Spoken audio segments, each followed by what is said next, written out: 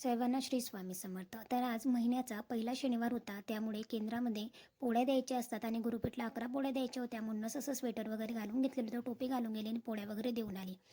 तिकडनं आली आणि बऱ्यापैकी थंडी वाजत होती, म्हणून छान असा कडक गरमागरम चहा बनवला अद्रक टाकून दोघांसाठी. आणि बघा, हे कप मी जे आणलेले आहे ना, तेच सध्या मी यूज करते. यामुळे काय होतं, लवकरच चहा थंड होऊन जातो आणि किती घाई असली तरी. सकाळी तर माझ्याकडे खूप जास्त घाई असते, अजिबात वेळ नसतो. नंतर लगेचच तयार झाले, आऊंचा डबा वगैरे बनवून दिला आणि लगेचच मी केंद्रामध्ये गेलेले होते, कारण आज शाकंभरी नवरात्रचा शेवटचा दिवस म्हणजे शाकंभरी पौर्णिमा होती. त्यासाठीच इथे स्वाहाकार होणार होता. हवनयुक्त दुर्गा सप्तशती पाठ झालेले होते आणि हीच जी ऊर्जा असते ना, याच्यासाठी बऱ्यापैकी बघा, पूर्ण केंद्र हे पॅक होतं आणि यासाठी बऱ्यापैकी गर्दी असते. नंतर आहो आणि मी लगेचच बाहेर गेलेलो होतो, कारण संध्याकाळी मला सत्यनारायण पूजनसुद्धा करायचं होतं, कलशसुद्धा मांडायचा होता, कारण आज पौर्णिमा होती. आणि हे सगळं काही साहित्य आणण्यासाठी मात्र बाहेर गेलो होतो. थोडासा भाजीपालासुद्धा आणला होता, कारण बाहेर गेलो आणि एक काम होतं असं अजिबात नाही, 2-3 कामं मात्र करावी लागतात.